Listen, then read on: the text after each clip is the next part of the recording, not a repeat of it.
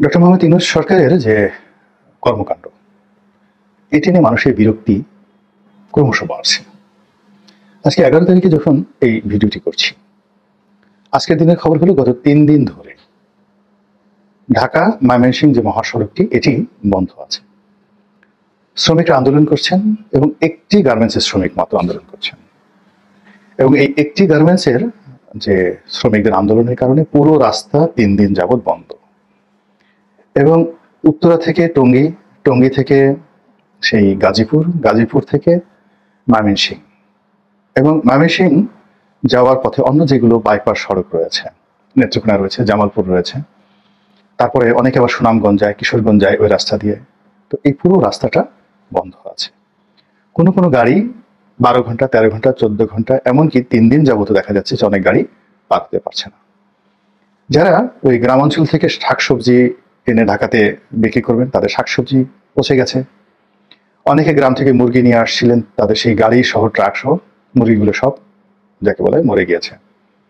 সেখানে সেনাবাহিনী আছে, সেখানে পুলিশ আছে, এবং একেবারে সব নিষ্ক্রিয়, কোনো রকম ফলাফল নেই। এবং এই একটি মাত্র গার্মেন্টসের কারণে প্রথম দিকে 16টি গার্মেন্টস তারা ভয় বন্ধ করে দিল, এবং আজকের খবর হলো প্রায় 50টির মতো গার্মেন্টস সেখানে বন্ধ করে দেওয়া হয়েছে।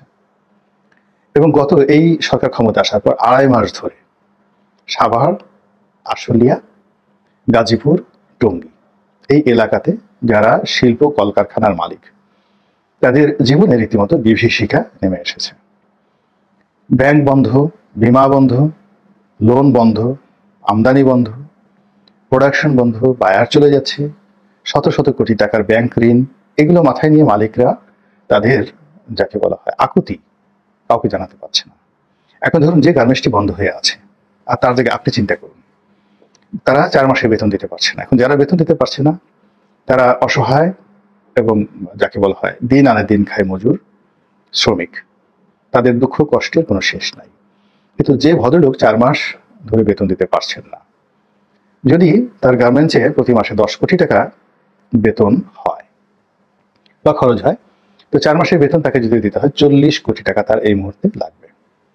আচ্ছা, আপনার যদি ব্যাংক না থাকে, টাকা না থাকে, হাওলাত করার কোনো জায়গা না থাকে, দেশে বিদেশে কোনো সহায়তা না থাকে, সম্পত্তি না থাকে, এবং গত 1-1.5 বছরের পলিটিক্যাল আনরেস্টের কারণে বা অন্য যে কোনো কারণে আপনি ধীরে ধীরে ধীরে ধীরে আজকের এই অবস্থায় পৌঁছে গেছেন, এবং doctor Muhammad Yunus Nobel laureate সারা দুনিয়াতে শান্তি প্রতিষ্ঠা করে এই বাংলাদেশের ক্ষমতায় এসেছে।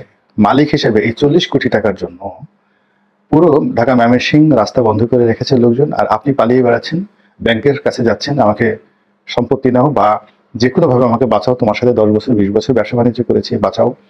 ভদ্রলোক বাংলাদেশ ব্যাংকে দৌড়ে বেড়াচ্ছেন। এর কারণ হলো বাংলাদেশ ব্যাংকের কিছু ফান্ড হয়তো থাকে যে এক্সপোর্টের এগেনস্টে কিছু ইনসেন্টিভ থাকে, সেখান থেকে বাংলাদেশ ব্যাংক যদি ছাড় করে দেয় তাহলে হয়তো তিনি রক্ষা পাবেন, কিন্তু সেখানেও কোনো ছাড় পাওয়ার লক্ষ্য নেই। এবং এটাই যাকে বলা হয় ওই পুলিশ যারা কর্তা আছেন, আইনশৃঙ্খলা রক্ষাকারী বাহিনী আছেন, তারা বলে বেড়াচ্ছেন। ফলে কি হচ্ছে দেখুন, এই পুরো ইন্ডাস্ট্রিয়াল বেল্টের যদি 20 লাখ লোক শ্রমিক গত 3 মাস ধরে যদি একটা মেন্টাল ফ্রাস্ট্রেশন এবং অ্যাংজাইটির মধ্যে থাকেন, তাহলে এই 20 লক্ষ লোকের যে পরিবার, স্ত্রী পুত্র সন্তান সহ সব মিলে প্রায় 1 কোটি লোক এই সরকারের প্রতি মারাত্মক বিরক্ত হয়ে পড়েছে। এই গেল ইন্ডাস্ট্রিয়াল সেক্টর। এরপর আপনি চট্টগ্রামে যান, কিংবা রূপগঞ্জ, নারায়ণগঞ্জে যান, যারা আওয়ামী লীগ করেন, তাদের তো শত শত শিল্প কলকারখানা রয়েছে। এগুলো দেখেন তো এটা কিভাবে চলছে বা আদৌ চলছে কিনা। যেমন ধরুন গোলাম দস্তগীর গাজী, ম্যাক্সিমকো সালমানের রহমান। এখন গাজী বা সালমানের রহমান এরা অনেক অন্যায় করেছে, কোনো সন্দেহ নেই, তাদেরকে আপনি বিচার করেন, কিন্তু এই যে তাদের কোম্পানিতে যে প্রায় লক্ষাধিক লোক চাকরি করে, এই যে বড় বড় কয়েকটা 2 থেকে 3টে কোম্পানির কথা চিন্তা করেন, যারা আওয়ামী লীগ করতো তাদের কোম্পানিতে 1 লাখ লোক চাকরি করে শুধুমাত্র 3 থেকে 4টে কোম্পানির মধ্যে। তো এই কোম্পানিতে যারা চাকরি করে তাদের ব্যাংকের অবস্থা কি, অর্থাৎ ব্যাংকগুলোর যারা কর্মকর্তা দেখেন কিভাবে কাঁদতেছে। এক ব্যাংক ম্যানেজারের সেই কান্না ভাইরাল হয়ে পড়েছে।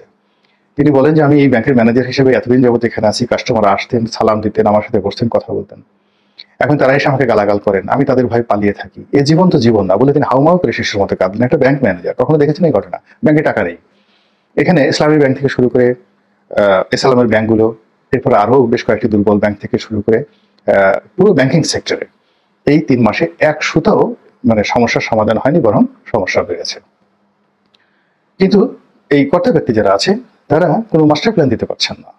তো ব্যাংকের বাইরে গিয়ে, ইন্ডাস্ট্রির বাইরে গিয়ে আপনি খুচরা বাজারের কথা চিন্তা করেন, জেলেরা মাছ ধরছে, ক্রেতারা মাছ কিনছে, কাঁচা বাজারে গিয়ে দেখেন সব জায়গাতে কিন্তু মানুষের মধ্যে প্রচন্ড রকম হতাশা এবং বিরক্তি, এবং এটি ক্ষোভে এবং বিক্ষোভে পরিণত হতে খুব বেশি সময় নেবে না। তো আমাদের জনজীবন এখন এই মুহূর্তে যে অর্থনৈতিক সংকট, আইনশৃঙ্খলার অবনতি, তার সঙ্গে সঙ্গে এই যে চাকরি হারানো, যেটা বিশাল সম্প্রদায় বা গোষ্ঠী তৈরি হয়ে গিয়েছে, তাদেরকে সান্ত্বনা দেওয়ার কোনো ভাষা সরকারের কাছে নেই, তাদের সমস্যা দূর করার কোনো প্ল্যান নেই। কিন্তু তারা এখন বলছে আমরা সংস্কার করব। আরে বাবা, আমার পেটে ভাত নেই, আমার কোনো কর্ম নেই, আমার অফিস আদালতে কোনো কাজকর্ম নেই, আপনি আমার কিসের সংস্কার করবেন? আমি সংবিধান দিয়ে কি করব? আমি নির্বাচনের বদিউল আলম মজুমদার সাহেব নির্বাচন সংস্কার করবে, তাতে আমার কি আসে যায়? আমার এই মুহূর্তে ভাত দরকার, আমার এই মুহূর্তে ডাল দরকার। আমি ঘরের মধ্যে বসে আছি, রাতে ডাকাতরা যেন এসে আমার যতটুকু শেষ সম্বল আছে সেগুলো নিয়ে না নেয়। এই জন্য আমার একটা নিশ্চয়তা দরকার রাষ্ট্রের পক্ষ থেকে, যে সেখানে রোজ রোজ মিলিটারি দিয়ে মোহাম্মদপুর এলাকাতে আপনি অভিযান পরিচালনা করলেন, উত্তরাতে একটা অভিযান পরিচালনা করলেন, এটা কোনো অবস্থাতেই কাম্য নয়। এবং এখানে দেখা যাচ্ছে যে মিলিটারির যে বিহেভিয়ার, পুলিশের যে বিহেভিয়ার, এগুলোর মধ্যে ধারাবাহিকতা তৈরি হচ্ছে না। এগুলো মানুষের মনে আতঙ্ক ছড়াচ্ছে, এর বাইরে বিরক্তি ছড়াচ্ছে। এবং আপনাকে একটা কথা বলি, যে মানুষ যখন রাগ হয়, রাগ হওয়ার একটা প্রতিক্রিয়া আছে।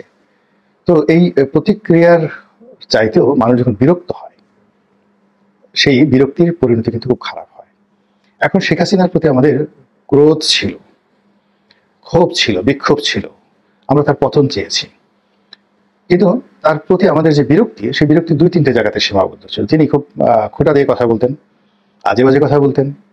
তারপর তিনি এই সাংবাদিকদের নিয়ে সাংবাদিক সম্মেলন করতেন। এই বিষয়গুলো আমাদেরকে বিরক্তির মধ্যে ফেলে দিয়েছিল। এবং আপনি দেখুন, তার বিরুদ্ধে আমাদের যে অন্যায় ছিল, ক্ষোভ ছিল, জুলুম ছিল, অর্থাৎ আমাদের বহু মানুষকে তিনি হত্যা করেছেন, বহু মানুষকে তিনি গুম করেছেন, লক্ষ লক্ষ মামলা হয়েছে। তো এসবের কারণে কিন্তু মানুষ বিক্ষুব্ধ হয়নি, তার পতন হয়নি। নির্যাতিত হতে হতে আমরা বরং আরো ভীত সন্ত্রস্ত হয়ে পড়েছিলাম। কিন্তু আমাদের যে বিক্ষোভ, এটা তৈরি হয়েছে কিন্তু বিরক্তি থেকে। অর্থাৎ তিনি একটা সাংবাদিক সম্মেলনে এসে ঢালাওভাবে সবাইকে রাজাকারে বাচ্চা বললেন, এই কারণে এই যে মানুষজন খেপে গেল, বিরক্ত হয়ে গেল। তো এরকম ইভেন ফ্রান্সের যে রেভলিউশন, সেটাও কিন্তু এই বিরক্তি থেকে। হঠাৎ করে পাউরুটির দাম বাড়িয়ে দেওয়া হলো। এমনকি হোসনি মোবারকের যে পতন, ওটাও বিরক্তি থেকে। তো এখন এই সরকার যে কাজগুলো করছে, ক্ষোভের জায়গা বা ঘৃণার জায়গার চাইতেও বিরক্তিকর তাদের কর্মকাণ্ড। যার যে কর্ম নয়, সে সেই কর্ম করছে। যার গান গাওয়ার দরকার, মানে যার কাজ হলো গান গাওয়া, তাকে দিয়ে নাচাচ্ছে যে তুমি নৃত্য পরিবেশন করো। যারা নাচবেন তাদেরকে দিয়ে বলছে যে না, তোমার নাচার দরকার নেই, তুমি ইমামতি করো, তুমি পুজো করো, তুমি আর্চনা করো। কিংবা যিনি পূজারী, তাকে বলছে তোমার এখন অনেক কাজকর্ম করছো, এখন বসে বসে নীরব থাকো, তোমার কোনো কাজকর্ম করার দরকার নেই। এরপর শাসন ক্ষমতায় এমন সব লোকদেরকে নিয়ে আসছে, সেটা উপদেষ্টা পরিষদ বলেন, সচিবালয় বলেন, সব জায়গাতে যে লোকগুলোকে দেখলেই অনেকের মেজাজ গরম হয়ে যাচ্ছে, ভীষণ রকম বিরক্তি সৃষ্টি মানে তৈরি হচ্ছে। এবং সারা বাংলাদেশের টেকনাফ থেকে তেঁতুলিয়া পর্যন্ত অলিতে গলিতে যে নব্য চাঁদাবাজদের দাপট, এবং যেভাবে এই মামলা দেওয়া হচ্ছে। আবার মামলা খুব দেওয়ার আগে এই গড়ে 200-300 করে আসামি, কেউ আসামি 51 নম্বর, কেউ 49 নম্বর, সেই লোক হয়তো জানেই না যে তাকে আসামি করা হয়েছে। তো এই মামলা করে আবার এই বিভিন্ন 300-400 লোকদের মধ্যে টার্গেট করে 100-150 যাদের ধন সম্পদ আছে, তাদেরকে টার্গেট করে ফোন করা হচ্ছে যে আপনাকে তো মামলা জড়ানো হয়েছে, এখন আমার সঙ্গে একটা নেগোসিয়েশনে আসেন। তো এইভাবে সারা বাংলাদেশে যদি কত হাজার মামলা হয়েছে, এক একটা মামলাতে যদি গড়ে 300 থেকে 400 করে লোক থাকে, এবং সেই 400 করে লোক যদি থাকে, এই হাজার মামলা, তার সঙ্গে 400 লোক, এসব মিলিয়ে কি পরিমাণ বিরক্তি সারা বাংলাদেশে ছড়িয়ে পড়েছে, একবার একটু চিন্তা করেন তো। এবং আপনি ডক্টর মোহাম্মদ ইউনূস কিংবা ডক্টর আসিফ নজরুল কিংবা অন্যান্য যারা আছেন এখানে গুরুত্বপূর্ণ ব্যক্তি, আপনি যতই মধুর কথা বলেন না কেন, যতই হাসি দেওয়ার চেষ্টা করেন, যত আশা দেখান, যত কথাবার্তা বলেন, সব কিছু থেকে এখন এই বিরক্তির কারণে আমাদের কাছে দুর্গন্ধ বের হচ্ছে। মনে হচ্ছে যে আপনার ওখান থেকে দুর্গন্ধ বের হচ্ছে। এবং এর ফলে কি হচ্ছে, প্রতিদিনই নিত্য নতুন বিতর্ক তৈরি হচ্ছে, এবং যে কাজগুলো মানুষ সাধারণত করে না, সেই কাজগুলো কিন্তু এখন মানুষ করা শুরু করেছে। তো এখন আমরা এই যে এত একটা বিপ্লব, সেই বিপ্লবের সফলতায় আমরা মাত্র একটি মাসও সুন্দরভাবে কাটাতে পারলাম না। আমাদের মনে শান্তি ছিল না, কিন্তু 1 মাস পরেই দেখা গেল যে অনেকে তাদের কথা উল্টে এখন এই সরকারের বিরুদ্ধে কথা বলছে। এবং ডক্টর মোহাম্মদ ইউনূসের পরীক্ষিত 20 বছর 30 বছরের পুরনো বন্ধু যারা আছেন, আপনজন যারা আছেন, এমনকি তরুণ প্রজন্ম যে সমস্ত লোক কায়মনে বাক্যে শেখ হাসিনার পতন চেয়ে তার আগমনকে নিশ্চিত করেছিলেন, তারা এখন তার বিরুদ্ধে যে সকল কথাবার্তা বলছেন, এটা কিন্তু একটা বিরক্তির লক্ষণ। এবং এই বিরক্তি ক্রমশ বেড়ে যাচ্ছে। এবং সেই বিরক্তি এই সরকারকে যে কেবলমাত্র বিরোধে ফেলবে বা বিপদে ফেলবে বা সরকারের ভবিষ্যৎ নষ্ট করবে তা নয়, পুরো দেশ জাতির ভবিষ্যৎকে হুমকির মুখে ফেলে দিচ্ছে।